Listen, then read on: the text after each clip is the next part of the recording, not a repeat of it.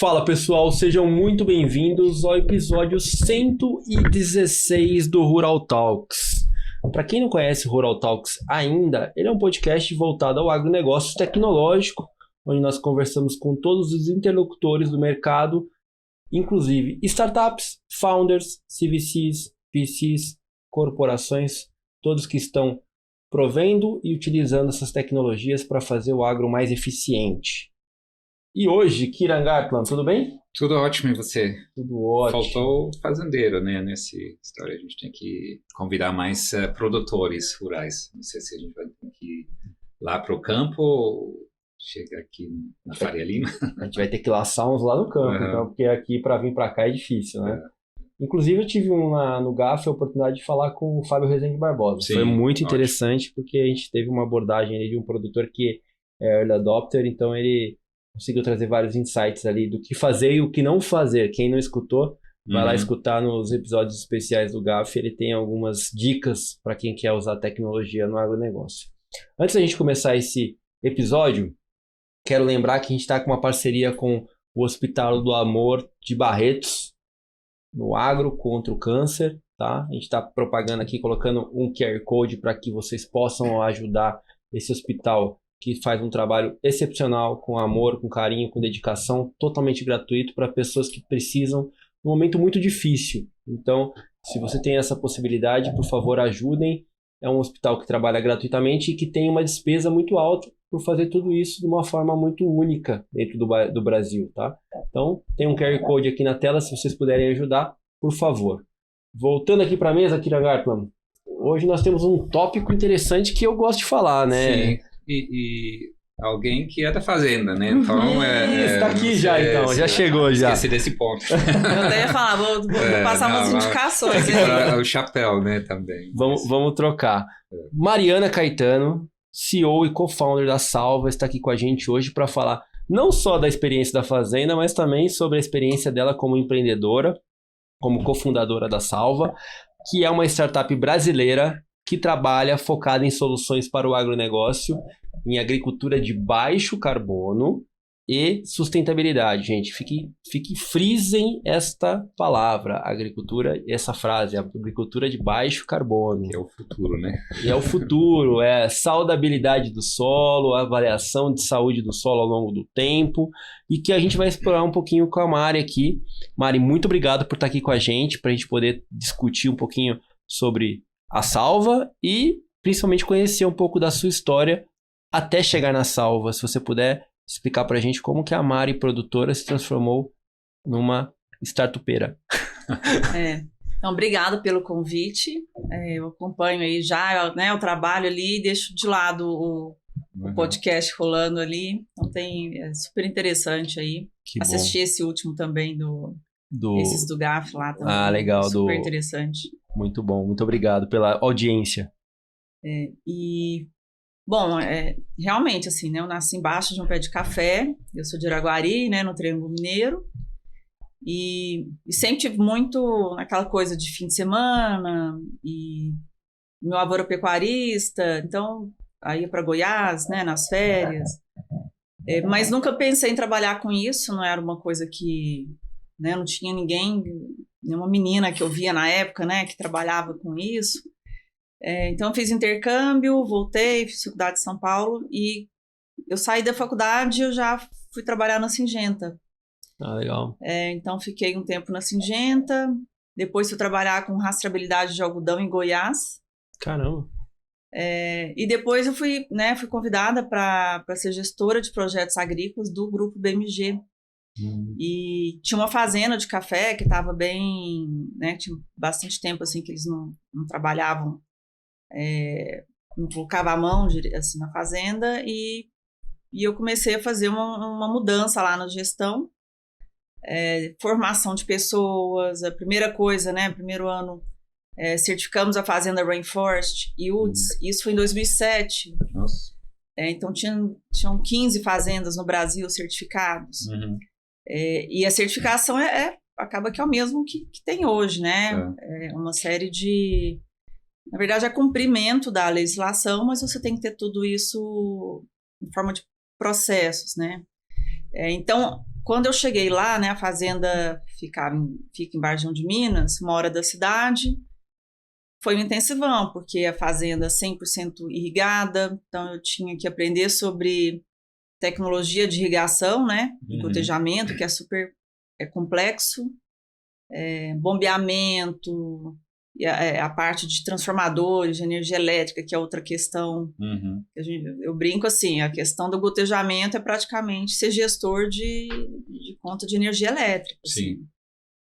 Assim. Então foi uma experiência bem interessante, mas sempre me incomodou muito assim, a falta de mecanismos da gente conseguir fazer uma previsão mais assertiva de safra, né? Aí todo ano quebrava ou para mais ou para menos. E nunca era assim, quebrou uns 3%, quebrava 25%, ou para mais ou para menos. Como é que você faz um orçamento? Como é que você programa investimentos aí de longo prazo? Se você tem aí, estoura 25% para mais ou para menos, porque choveu ou fez seca fora de hora. Então, essa falta de ter mais domínio do negócio assim, me incomodava bastante. Os consultores ali que, né, a gente era super bem atendido, também acho que fiz bastante pergunta difícil, desde essa parte, né, que eu sempre achei, a gente via, né, ia nos dias de campo, estudava muito sobre a planta, sobre o que a gente via, Sim. mas não tinha nada sobre solo. E aí era meio que uma caixa preta, né, por que a variedade tal produz aqui, ali não produz? É nematóide. Mas e aí, né, assim, como é que a gente faz? Então, tudo isso me incomodava bastante, e aí a gente foi usando, né, a gente foi um dos primeiros usuários de Strider no café, Solinftec no café, uma série, assim, empresas de biológicos, enzimas, então a gente sempre trabalhou muito com as instituições também de pesquisa e com os próprios laboratórios. Então, biológicos, assim, a gente já trabalhava há bastante tempo. E foi uma experiência muito interessante, assim, né? Desde formar as pessoas, porque não tinha como contratar as pessoas, né? Você não tinha um headhunter para trazer o pessoal para morar lá na fazenda. Então, realmente, eu fazendo faculdade, né, incentivando o pessoal a estudar. Eles foram, né? Desde o início, assim, do projeto, eles acabaram se transformando assim num grupo muito sólido de excelentes profissionais, geração dos pais e já alguns dos filhos, que eu peguei também assim as filhas já indo para a faculdade e formando, e aí chegou uma hora que eu acho que meu papel aqui já fiz, formei sucessor, né, tinha até a segunda geração com faculdade, né, uma mudança de vida muito grande para as pessoas que eu conheci ali no início, né, a gente começou montando escola de alfabetização na fazenda, e o pessoal estava com faculdade já depois, então foi muito gratificante também, mas eu achava que eu precisava ampliar o vocabulário, porque, né, o café, se você deixar, ele consome, porque você tem assunto para todos, né? Você tem indústria, você tem prova, né? Eu fui uma das primeiras, acho que eu fui primeira ou segunda juíza, né, de prova no Brasil, mulher, né? Então eu provava café também, viajava muito para o mundo todo, assim, porque a gente vendia os cafés também mais caro, né? Para empresas que valorizavam esse trabalho que a gente fazia lá, de restauração e tal. Mas aí eu achava que estava querendo fazer alguma outra coisa. Meus amigos falaram, Mariana, você não tem o que você fazer, você não pode sair do café. Gente, eu não estou saindo do café, só vou ampliar o vocabulário, assim, café continua, a gente continua. Não dá para sair do agro, né? Não dá. Até porque é uma coisa assim, que eu acho muito prazeroso, né? Eu acho que é prazeroso, eu acho que ele é cheio de significados, assim, eu acho que a gente vive um momento que, né, tem tanta distração acontecendo, né, se a gente deixa, a gente se distrai tão fácil, mas ali produção de comida, segurança alimentar, qualidade de vida das pessoas, né? E aí vem desde o início ali, você tá falando de crianças se alimentando bem, para estudar bem, e começa dali, né? Então, tá em todo lugar mesmo, assim. Principalmente aqui no Brasil, né? Que tem todos os recursos naturais, né? Que precisa, clima, solo, espaço, mão de obra. Então, a gente tem uma vantagem natural que os outros países não têm, né? E quando, nessa época da fazenda, já tinha uma dificuldade muito grande de reter os trabalhadores e contratar a gente. E eu conversava, assim, às vezes com as crianças, né, dos filhos dos trabalhadores. E olha lá, o café ganhou um prêmio no Japão, e é o café que seu pai produziu, né? Seu pai ajudou a produzir, e o pai dele tratorista, para tentar trazer aqui, assim, aquele senso de orgulho, né, de orgulho, tanto do trabalho, né, do pai dele, que estava ali se dedicando, e com o resultado, né, o outro lado do mundo, assim, apreciando algo que saiu dali. Então, para que essas crianças também crescessem achando que o trabalho, né, trabalhar ali na operação, ele era importante, ele poderia estudar, até porque ele precisava estudar, porque os tratores foram evoluindo, até a descrição, né, do trabalho, as pessoas hoje eles têm que fazer conta, precisam saber direitinho como é que está, né, a diluição de insumos. Claro que aí você tem os especialistas, tudo, mas não é só chegar e ser bom de dirigir, né? É bem mais sofisticado, né, do que na época do o básico de hoje não é o básico de ontem, né? Ele já teve uma melhora muito forte, né? E isso é maravilhoso também, porque tira muita gente, né, que só enxergava uma possibilidade de trabalhar ali numa condição mais rústica ali, de calor, de sol, né? Sim, trabalho manual, né? Um trabalho manual mais pesado, né? E aí hoje eu tive em Jataí agora umas 2 semanas, aquele sol, aquele calor, aquela poeira e colheitadeira, né? Tudo fechadinho, tudo confortável, né? Isso era impensável há um tempo atrás.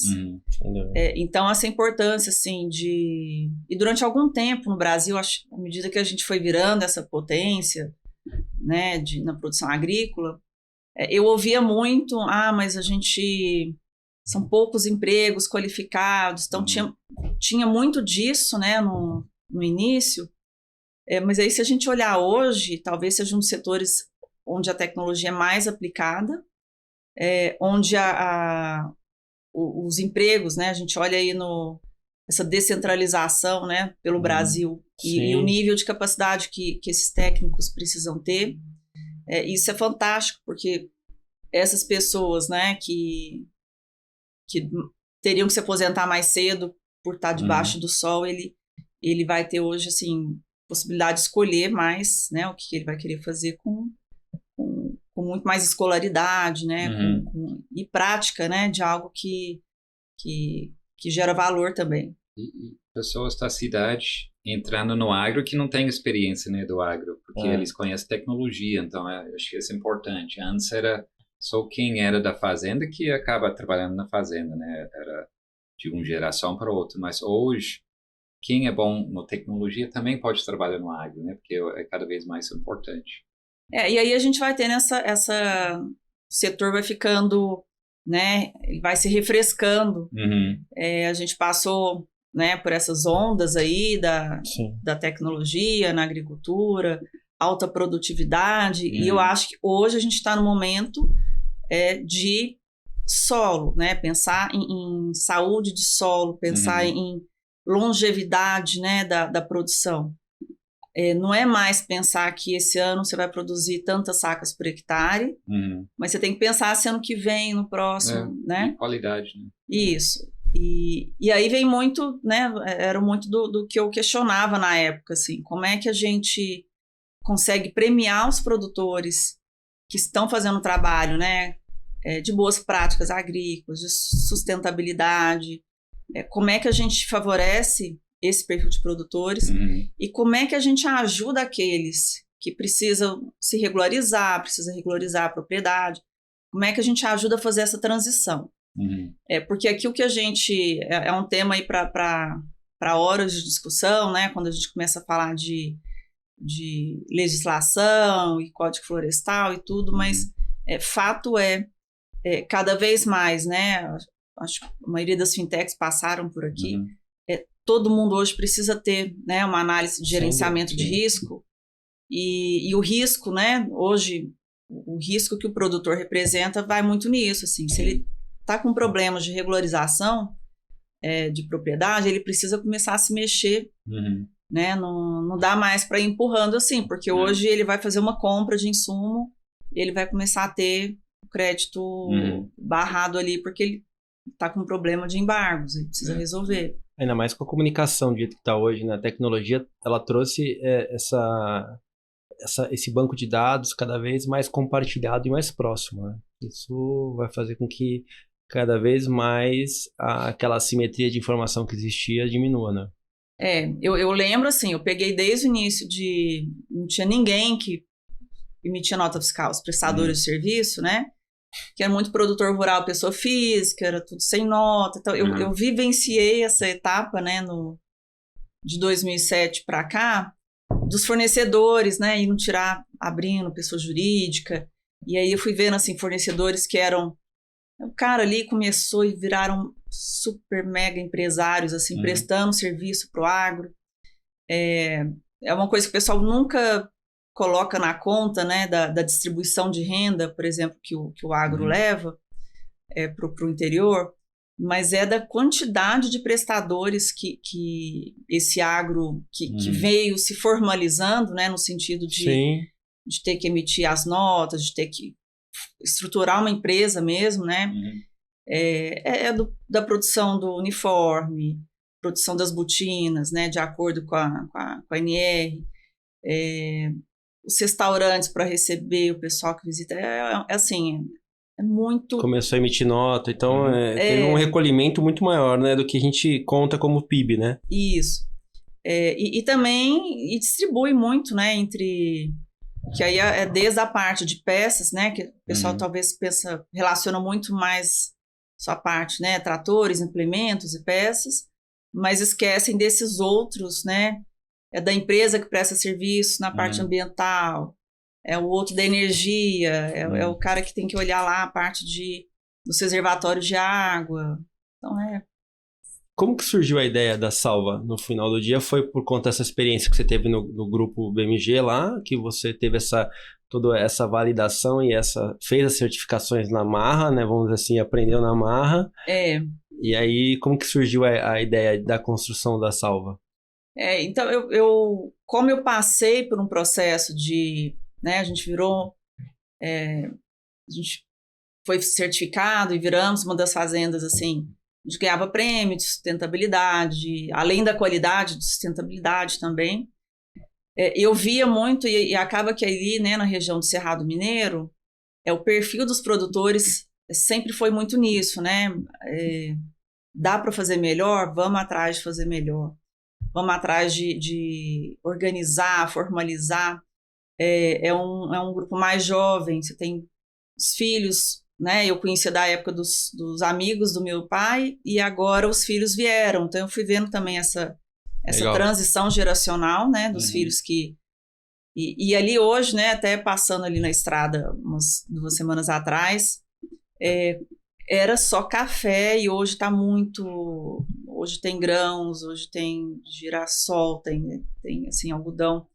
Então mudou muito também o perfil de só café ali diversificou bastante, região. Né? Diversificou porque os filhos começaram a trazer um pouco dessa questão de gerenciamento de risco também, né? Café está num momento muito bom, grãos nem tanto agora, mas equilibrar um pouco até de risco climático também, né? Geada para o café, ela o impacto aí é muito custoso, né? E demorado. Na soja você já gira, né, mais rápido, então essa gestão de risco, acho que talvez seja algo que os filhos têm uma consciência maior hoje, até porque vai ficando mais complexo, né? A parte de acessar crédito, de comprovar que ele vai conseguir pagar. Performar, né? E tudo isso vem com a tecnologia, né? Sim. Hoje, para oferecer crédito, as empresas precisam fazer uma análise bem mais assertiva para não ter grandes surpresas, né? Antigamente era muito do gerente do banco conhecia o produtor. Hoje o importante é o que na propriedade, né? O que ele tem lá de produção, e ele, como é que ele está, né? Está muito alavancado, já fez muito compromisso. Então isso mudou muito. E essa fase aí de ver, né, os amigos também, né, tentando agregar valor, e muita gente já fazendo assim, já estava meio que no máximo, né, da sustentabilidade, e como é que você ganha mais dinheiro com isso para continuar esse investimento, né, para continuar prestando esse serviço ecossistêmico, da reserva que você tem um excedente, da nascente que você está investindo ali em melhorias. Então, isso aí começou a me inquietar, e eu fiquei um ano e meio na KPTL. Ah, legal. Né? Então, eu tive uma experiência de começar a olhar para as agtechs, e já com uma visão de investidor. Então, isso me ajudou também a uma visão diferente, né? Do outro lado da mesa.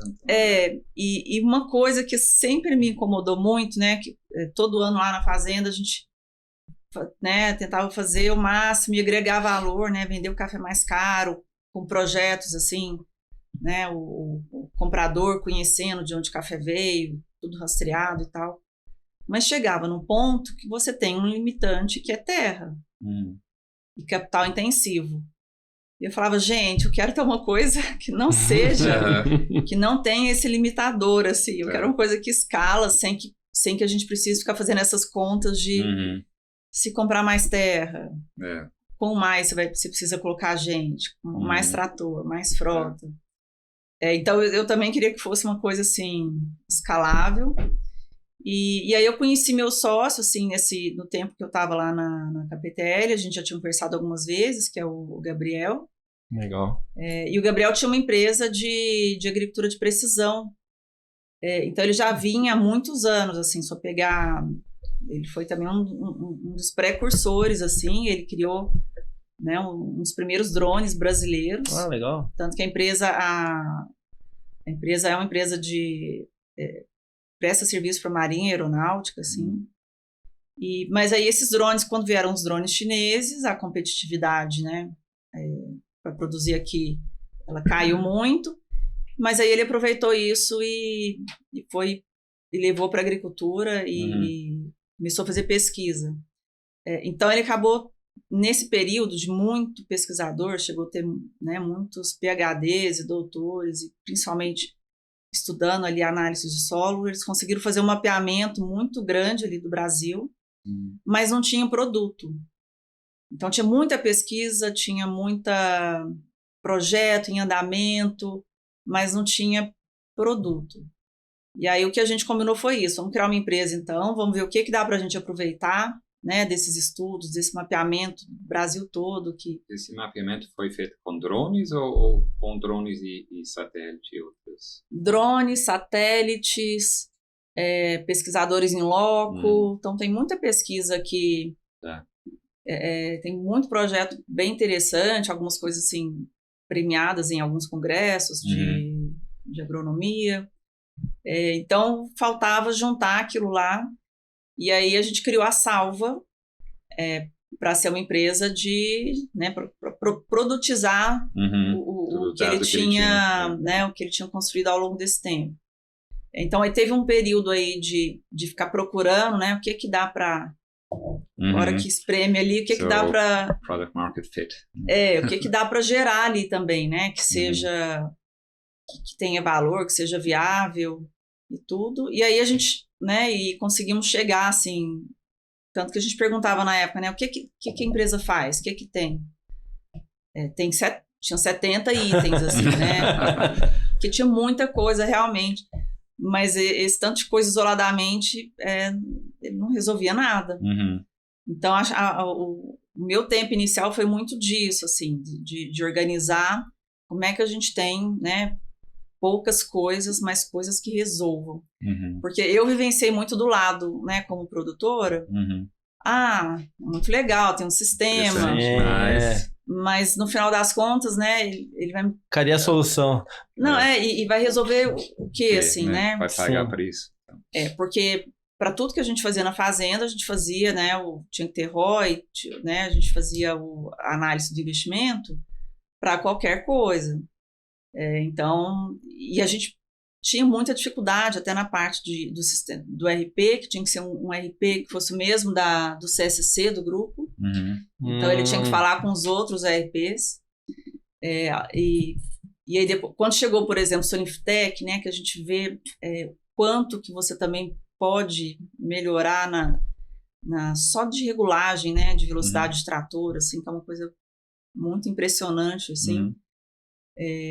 Mas como é que você coloca isso tudo integrado e como é que no final do mês você enxerga isso, né, no resultado, na velocidade que precisa ser? Prático, né?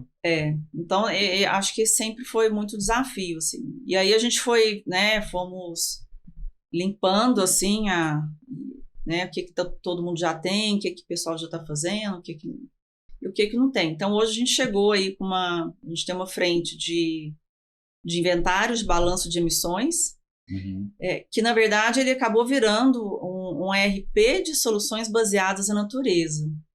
Porque a gente tem clientes, por exemplo, que a gente tem 3 anos aí de monitoramento, um cliente de soja, e ele, através desse ERP, né, desse sistema que a gente comprova todas as práticas para o inventário de balanço dele, ele consegue comprovar as práticas de agricultura regenerativa.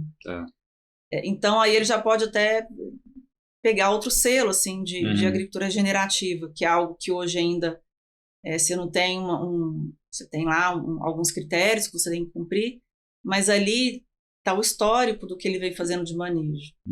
Então, acabou que ele virou, né, um RP que tem ajudado bastante, assim, tanto na parte de uma ajuda para a parte da equipe agronômica, né, tomar a decisão de insumo, que insumo que vai fazer, e também planta de cobertura, que é o que a gente vê, assim, hoje, né, para produtores de grãos, assim, que tem feito bastante diferença para os inventários, porque o que está acontecendo, assim, né, quando a gente fala dos números do Brasil, o Brasil emite 75% das emissões do Brasil vem, né, ou da agricultura, ou de desmatamento ligado à agropecuária, mas ninguém fala das remoções que também essa agricultura promove. Então, nosso trabalho é muito disso, assim, os nossos produtores de soja hoje estão produzindo soja de carbono neutro, produtor de cacau, né, café, tabaco, algodão. Então, assim, pecuária, principalmente também, né? A diferença, né, de um pasto hoje degradado, que é um pasto que acaba emitindo, e um pasto bem cuidado, ele remove, então você tem o boi carbono neutro. E isso para muita gente, e é complexo trabalhar com ciência, porque a ciência, quando, por exemplo, você vai fazer um pitch de 2 minutos, e alguém vai falar que vende, né, uma solução de iFood, assim, né? Eu faço delivery e tal. Em 2 minutos, para explicar uma solução técnica, que tem conceitos muito de ciência, é complexo. Mas aí não é que o boi, né? O boi emite metano e tudo, né? Isso tudo é verdade. Mas a gente está falando do ciclo. O ciclo daquele produtor, no final das contas, ele é mais positivo, né? Ele tá ajudando a sequestrar esse carbono no solo, com a braquiária, né, com as 3 safras quase que a gente faz aqui no Brasil. Isso é fantástico, mas é algo que quase só o Brasil tem nessa escala, né? Por causa do clima tropical, por essa possibilidade, né, de fazer essas 3 safras. Deixa eu te perguntar, você falou bastante de produtor, né, Mari? O cliente da Salva hoje, ele é mais produtor rural ou corporações que querem identificar isso para os clientes deles? Mais corporações. Então, hoje, os principais clientes são corporações e alguns grandes produtores. Né? Então, um produtor que trabalha muito com bancos, né? Que quer procurar linhas ali de quer dinheiro mais barato. Então isso daí acho que... Dinheiro verde, vamos dizer assim. Atrás do dinheiro verde e da venda do produto dele, né, com um selo que ele consiga agregar. Então esse lado que a gente tem, né, que a gente chama de carbono, que é esse produto de carbono, que não a gente não trabalha com crédito de carbono. Eu não acho que ele, da maneira que o mercado, pelo menos hoje, eu não vejo benefício para a agricultura.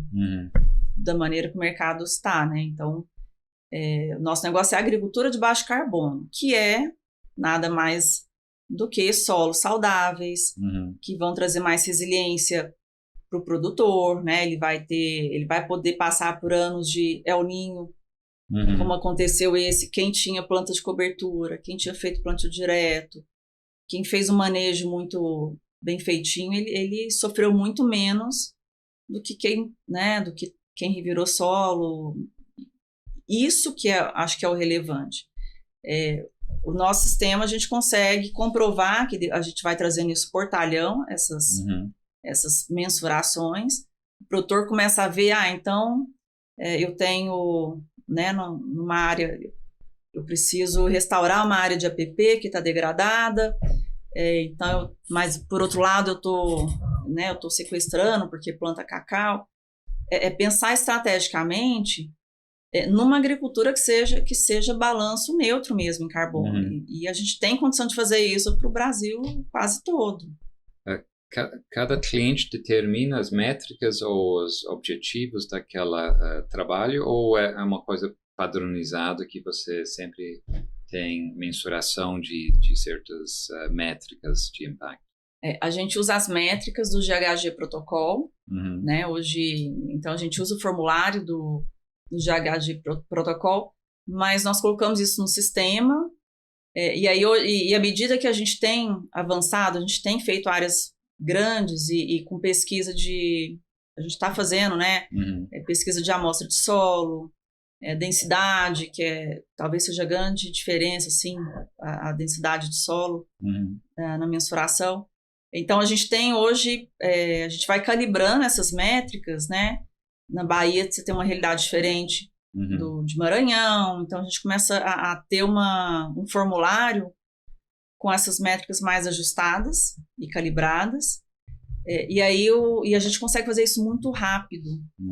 Normalmente, hoje, uma consultoria que faz isso, ele demora muitos meses. A gente ouve de algumas que, Mariana, virou a safra, eu não consegui entregar o relatório.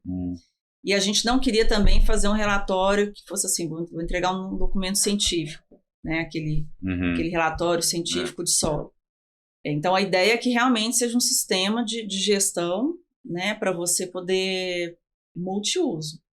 Então, é assim que a gente enxerga essa parte dos inventários, né, que é esse RP das soluções baseadas na natureza. E a gente tem um outro braço de relatórios.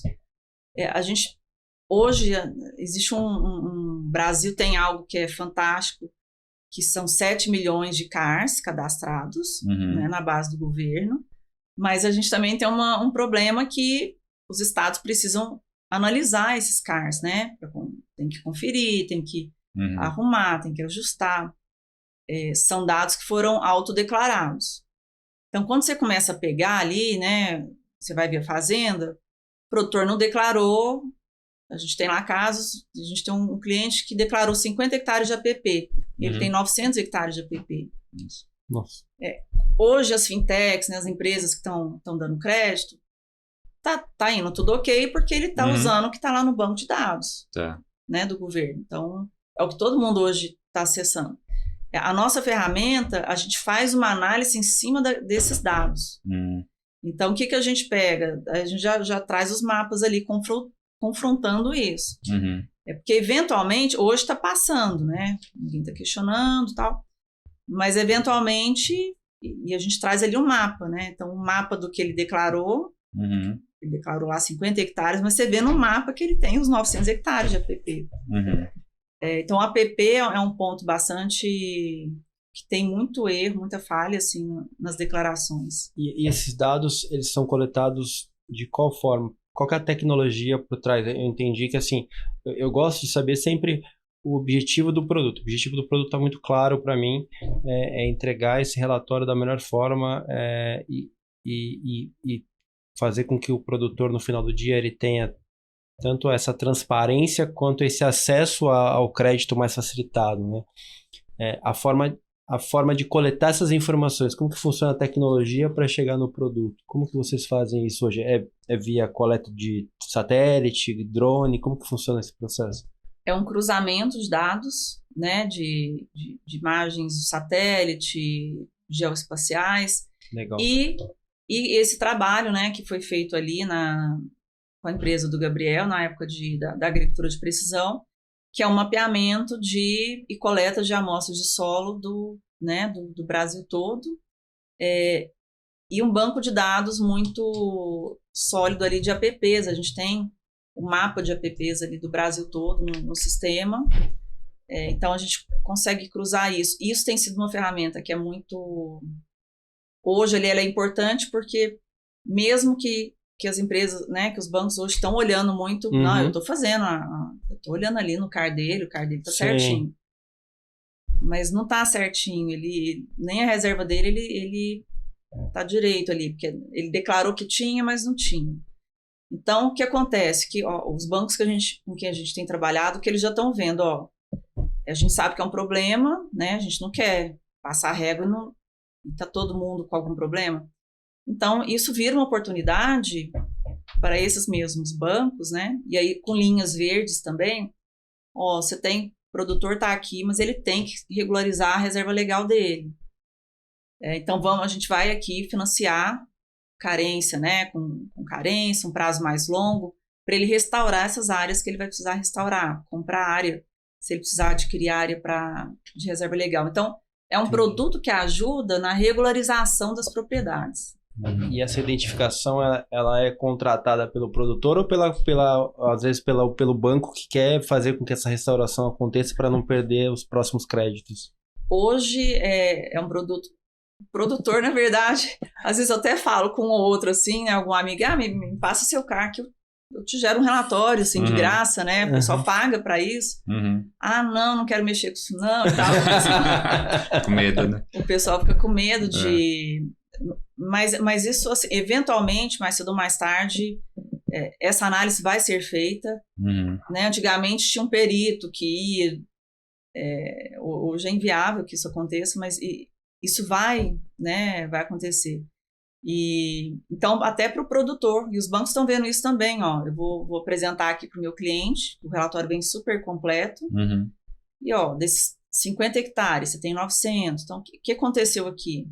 Mas é porque aí você tem que restaurar uma área que está antropizada, né? Que ele colocou lavoura numa área que não poderia. Então, passa uma cerca aqui e deixa isso subir, pronto.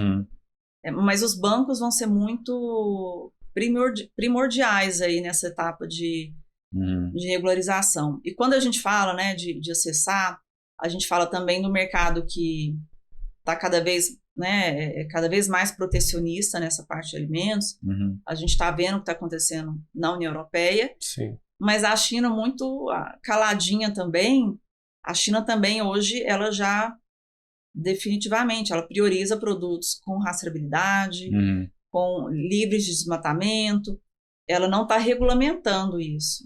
Mas no mercado ela tende a priorizar, tende a pagar mais por esses produtos. Então, é algo que eventualmente vai precisar ser visto.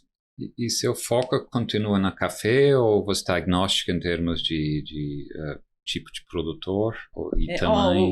Os cafeicultores, eles geralmente já são mais organizados, assim, né? O pessoal do café, como essas certificações aí, O pessoal já tem tudo muito arrumadinho.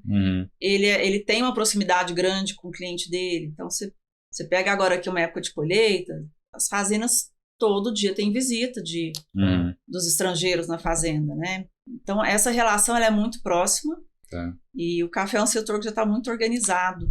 Mas será que é porque o café, quem tem essa certificação, tem um prêmio no preço? Também. Eu vivenciei períodos no mercado que um certificado dava, na época, dava R$100 de ágio.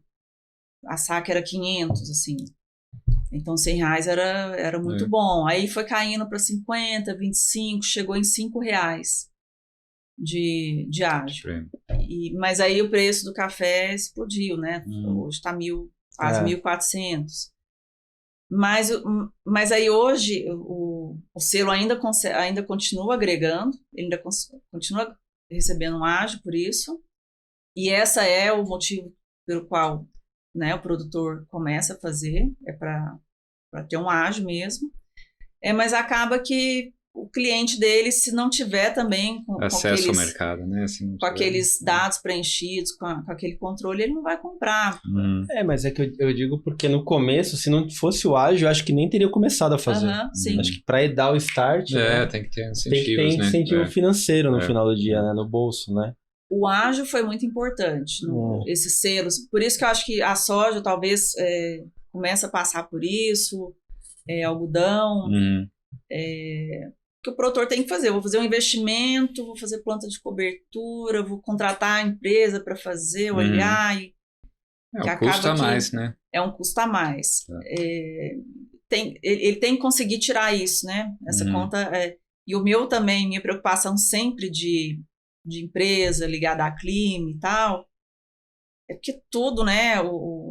Eu acabei sendo uma empreendedora na fazenda, né, no tempo que eu fiquei lá, porque era isso, tinha que fazer projeto, e que mais, né, como é que construir, formar equipe, formar investimento, foi um plano de investimento muito pesado lá, renovação das lavouras todas, então tinha que dar retorno no final. Como é que você consegue agregar valor, fazer o bem, trazer um salário mais justo para os seus colaboradores, condições de trabalho, né? Ambiente saudável, um ambiente familiar, que seja seguro, as pessoas se sintam bem, orgulhosas, mas como é que você ganha dinheiro no final do ano?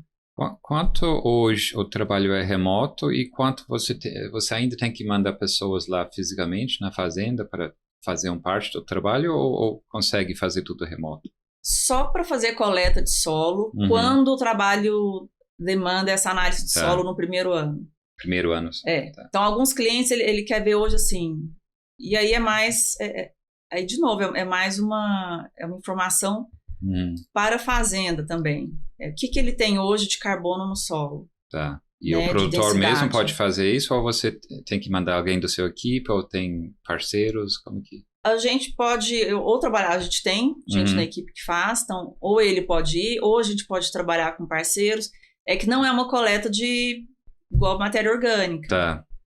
É uma coleta específica, né? Tá. A medição dela é específica, os laboratórios no Brasil são poucos. Tá. Dependendo da quantidade, você pega uma área de 50 mil hectares e dependendo da quantidade de amostras, o laboratório vai demorar a entregar. Então, mas como a gente não está olhando para crédito de carbono, a importância, né, é de, numa propriedade, você faz uma coleta que nas principais áreas de manejos distintos da propriedade, por exemplo, e isso é uma informação relevante para você. Daqui 5 anos, você vai depois nos mesmos pontos, e aí você tem feito, né, plantio direto, plantio de cobertura, insumo biológico, e aí, né, depois de 5 anos, isso aí foi para a profundidade, a gente realmente está incorporando mais carbono nesse solo, mais matéria orgânica. Então, isso acaba que é uma informação que ela ajuda também a cruzar com várias outras variáveis que pode ajudar aí o produtor na tomada de decisões. Mas o restante é tudo feito, é automático, né? Então, esses relatórios, por exemplo, que é um trabalho que hoje consultorias ambientais fazem aí, né, na mão. Por mais que ela pesquise os dados de sites, ela tem que fazer isso na mão ainda. Ele demora muito, os cálculos são demorados, ele tem muitas variáveis, o nosso é quase instantâneo, né? Então, isso economiza, o custo do projeto cai bastante, agilidade, a gente consegue entregar isso. Então, tem cliente agora que terminou a colheita de milho agora e já, em uma semana, assim, ele já deve estar com o resultado dele, da safra, do fechamento todo, da soja de milho. É um produtor que está num ciclo de neutro em carbono, então ele vai poder passar agora, vai para os bancos ali, né? E os bancos já usam esses relatórios para prover um crédito mais barato para esse produtor? Bancos, empresas de insumos, o que o pessoal tem feito? Por enquanto não tem nada que seja uma regra, um padrão. Então eles estão analisando, aqui tem mais do que eles teriam se fosse preencher um relatório do banco. Então tá nisso. Alguns estão tentando transformar em produtos de prateleira, né? Produtor que tem agricultura regenerativa, ele vai poder, né, acessar alguns mercados diferentes. Eu acho que o mercado todo, e principalmente financeiro, se você olhar dentro dos bancos, o tamanho das áreas de sustentabilidade, de ESG, isso é muito relevante porque o que talvez o agricultor ainda não tenha percepção é de que para o banco é primordial para a sociedade, né, para a governança e para o mercado, que acaba que ele tem muitos investidores, onde é que ele está investindo, onde é que ele está pondo esse dinheiro, o que está acontecendo com esses investimentos. E isso a gente sabe que são perguntas que estão acontecendo, elas são mais frequentes, a internet ajuda, né, a propagar isso. Então, é o setor talvez que vai... eu acredito na mudança do mercado por causa disso. Eles vão ter eles têm que ter cuidado, eles não podem sofrer o risco de todo dia estar na capa do jornal, porque eles estão financiando, né, práticas não desejáveis. Em termos de área hoje, ou número de produtores, quanto vocês já mapearem ou estamos só no começo desse trabalho de ter visibilidade sobre o setor agrícola, ou quanto hoje em big numbers onde você está nesse jornada, né? De inventar, a gente, né, nesse último ano para cá, ele foi tanto que a gente, assim, não vamos para o mercado, vamos só terminar a ferramenta, né? Sim. Porque fazer isso na mão era caro e os nossos colaboradores, eles são cientistas, eles são engenheiros agrônomos, doutorado em solos tropicais, mas ele programa em Python. Tá. Então a gente queria terminar o produto. Tá. Mas aí a gente já tinha, né, algumas coisas que a gente veio fazendo nesse mix de gera umas coisas no automático, completa na mão. Hoje, você vê, agora, até 2024, em junho, a gente tem resultado de inventário de 43 mil hectares.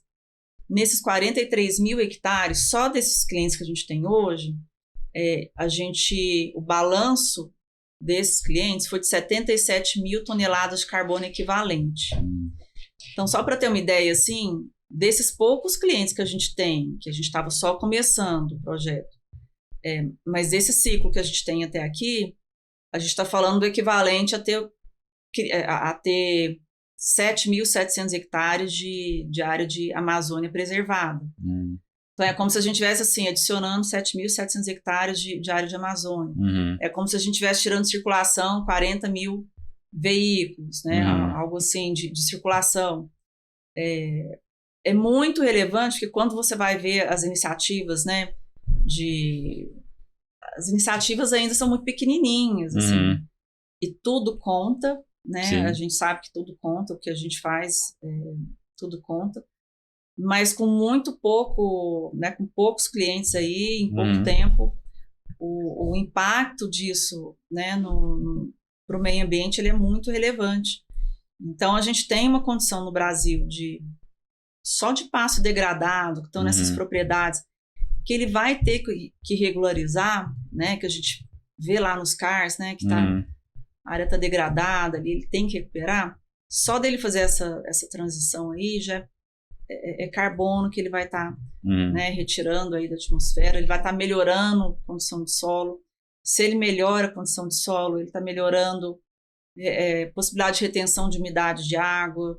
Aí a gente está falando do tema que é um tema que, se a gente for entrar na ciência, eu acho que é o tema mais importante, que é o da água, né? Assim, a gente vai começar a ter bastante desafio, assim, né? De manter esses rios cheios durante o tempo todo. O produtor precisando irrigar mais, Sim. né? Tá mais quente, precisa irrigar mais para produzir. E a água? E a água é uma experiência que eu tive também. Você planta água. Você consegue produzir água numa fazenda. Então, quando eu vejo lá essa situação dessa fiscalização, essa análise dos CARs lá que a gente faz, é muito disso. A nascente dele está degradada. Não tem dinheiro, tal. Só dele passar uma cerca, em pouco tempo isso aí vai subir, a água dele vai aumentar. Mas a gente tem que pensar não só na parte de regulatória, legislação. A gente tem que preservar a água. Sim. Nós vamos passar muito aperto. Assim, Hoje você faz esse monitoramento de uso de água ou você mencionou carbono, mas a água também faz parte do relatório que você produz? A água, porque a gente traz só de análises de APPs que a gente traz, são 14 tipos assim, de análise. Então, a gente consegue ver bastante assim, onde é que você precisa priorizar. E a gente fez um trabalho no Pantanal também, em 2,5 milhões de hectares. Assim, foi um trabalho bem ali voltado para o Pantanal.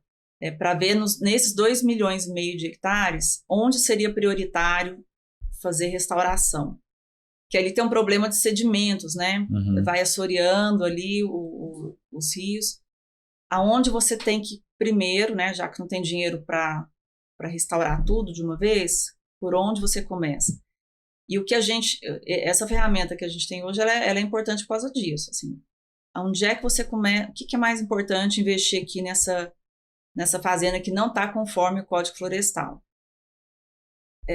APPs, eu acho que talvez seja a parte mais delicada, assim, porque é complexo. Porque ela vai impactar, o produtor, que aí ele não vai ter água para irrigar. Aí se ele não irriga, a produtividade dele cai. Aí a comida fica mais cara, a gente tem inflação, a gente tem insegurança alimentar. E a água não vai chegar na cidade, porque essa água que a gente tem aqui no Sudeste, ela tá vindo ali desse Centro-Oeste, né, do Cerrado ali. Sim. E é um bem que a gente tem, é uma grande vantagem competitiva que a gente tem, até em relação à China, que é um lugar que planta muito, né? A China tem uma agricultura bastante relevante, mas não tem água para expansão. A Índia, sérios problemas, né, de água, e já é o país mais populoso do mundo. A Índia não consegue produzir porque não consegue produzir em larga escala, não tem nem tecnificação, nem produção em larga escala, né? Ô Mari, pra gente ir caminhando pro final, conta um pouquinho pra gente como está o processo da salva com o mercado. Vocês estão indo para o mercado para expandir, produtizar o produto para aumentar a escala? Como que tá? Se tem em vista a captação? Só para entender um pouquinho do momento da salva, como está hoje. Até o momento, né? Somos eu e o Gabriel, e agora que aí a gente queria esperar esses produtos dos relatórios ficarem prontos, que aí a gente teria um SaaS, né? A gente teria essa receita recorrente, que faz bastante diferença, porque os relatórios, os inventários, a gente tem os contratos, a gente tem contrato de 3 a 5 anos, então Legal. A gente tem uma receita, né, prevista para os próximos 5 anos, mas a gente queria aquela receita recorrente.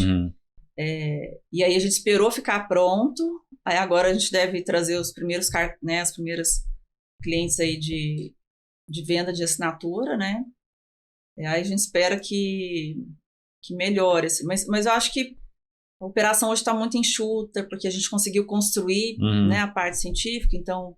Foi um bootstrapping, então não captou alguma coisa com investidores? Não, mas foi bastante... Foi pesado, assim, chegar até aqui. Mas agora, então a gente espera poder, né, tracionar. Então a gente está nesse momento. É entrar agora com os produtos, né, de assinatura.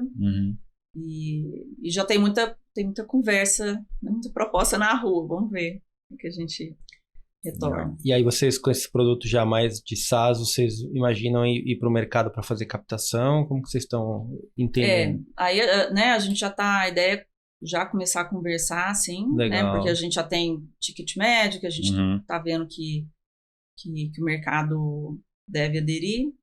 E a ideia da captação é porque a gente consegue, plugando isso, né, com outras soluções, assim, a gente consegue distribuir isso de uma maneira muito mais rápida, né, e mais eficiente em escala e com custo baixo, né.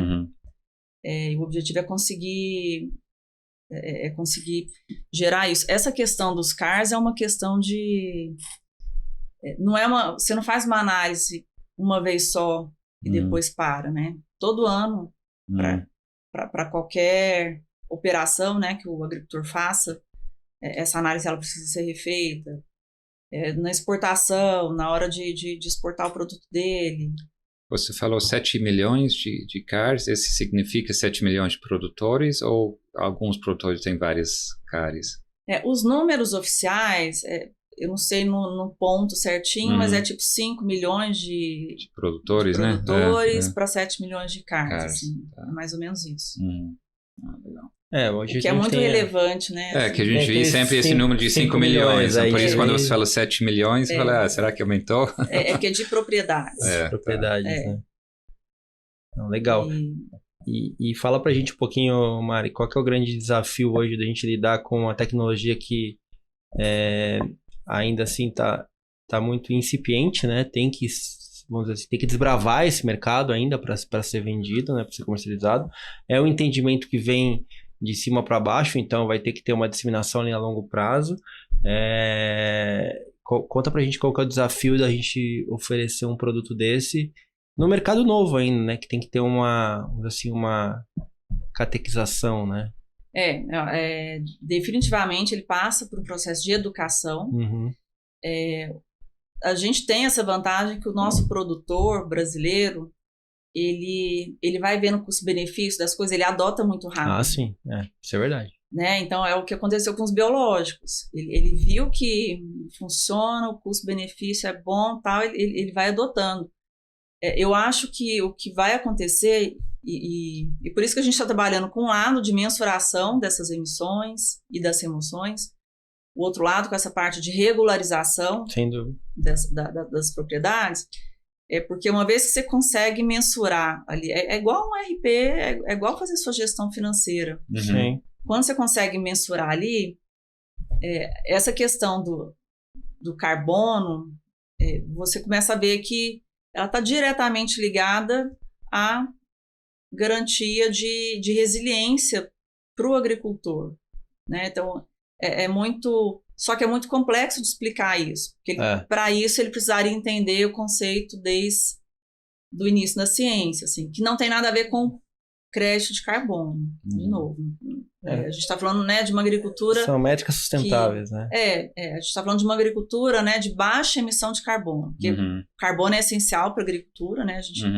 A gente quer reter carbono no solo, então... Por isso que a gente fala baixa emissão de carbono, agricultura de baixa emissão. Mas a gente tem né, você vê Bill Gates aí, você vê tantas empresas de tecnologia no mundo todo procurando soluções para remoção de carbono da atmosfera, né, enterrando isso no subsolo. A nossa agricultura consegue fazer isso, assim. Eu estou falando que os nossos números, né, a gente está começando agora, do comecinho que a gente tem, o impacto é muito grande, assim.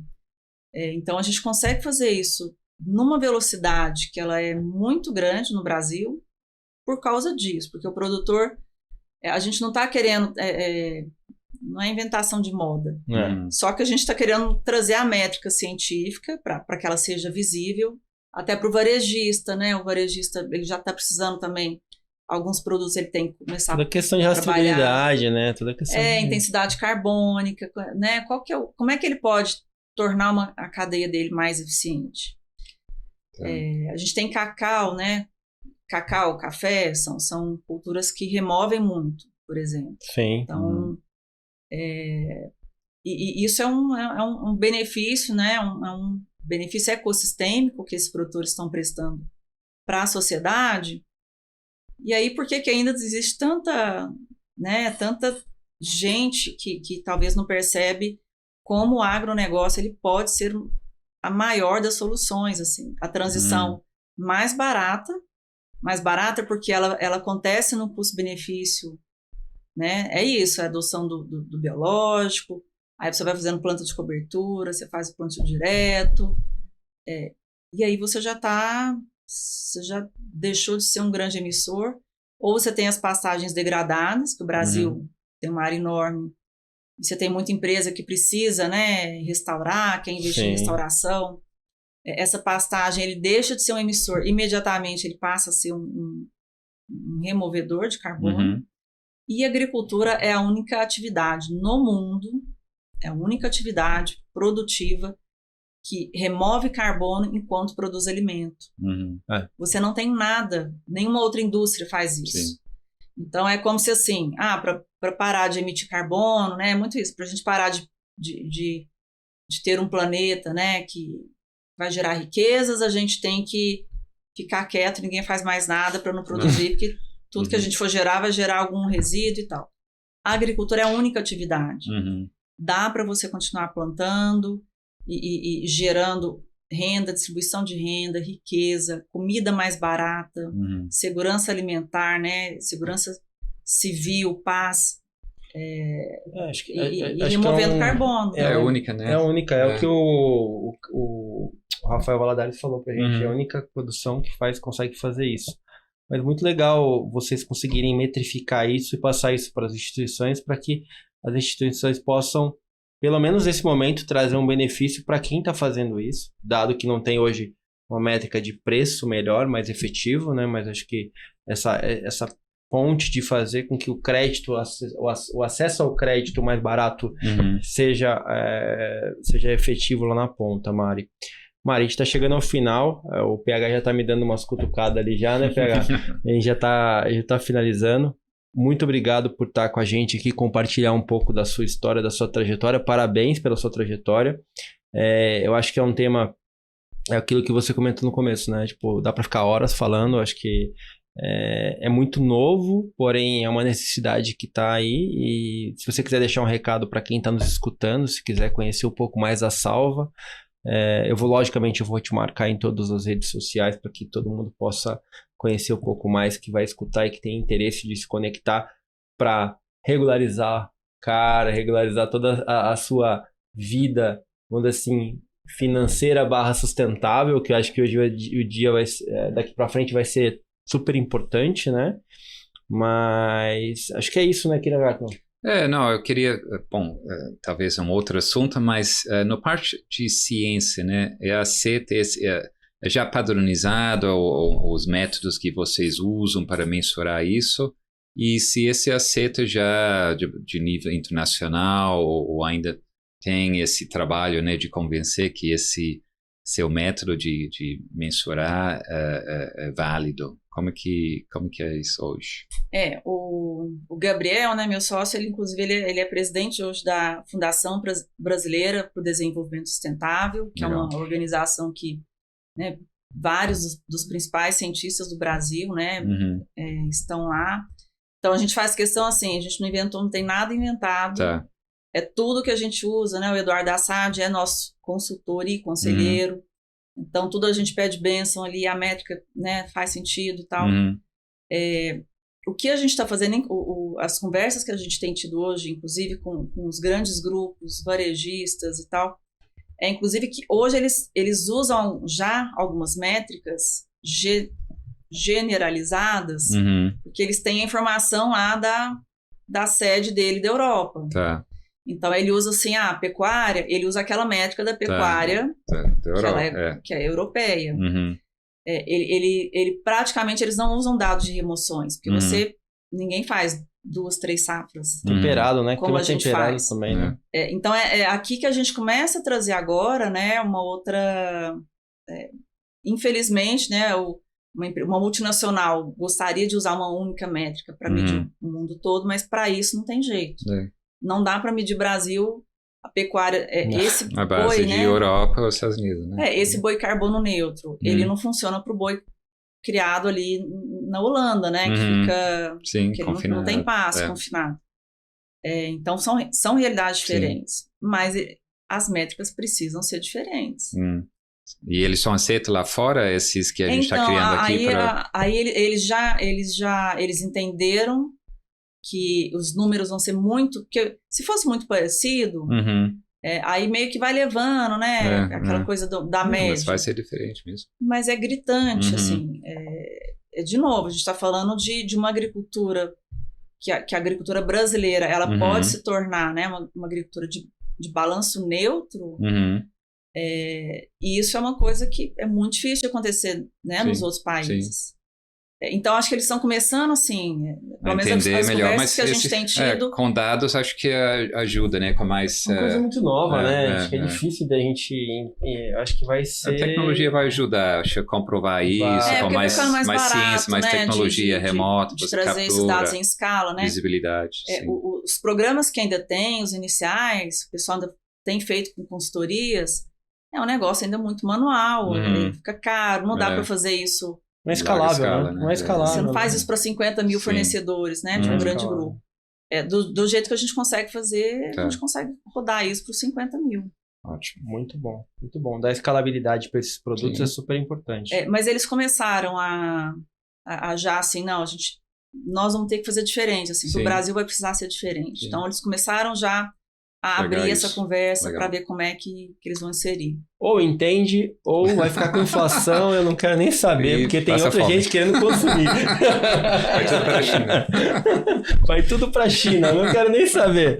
Os europeus que se virem, né? É isso, no final do dia é isso, gente, não tem que entender. A gente é diferente, gente, tem que se adaptar, né? Mas, gente, acho que é isso. Obrigado, Mari.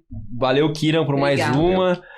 Vou ficar sem meu Kiran aqui mais ou menos um mês, pessoal. Vou para a Europa, vai para a Europa. Posso falar mal deles? Vai ver como está a inflação, o calor.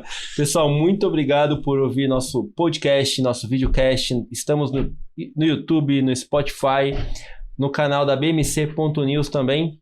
Então nos sigam na sua plataforma de podcast preferida e até a próxima semana. Valeu, gente. Obrigado. Obrigada.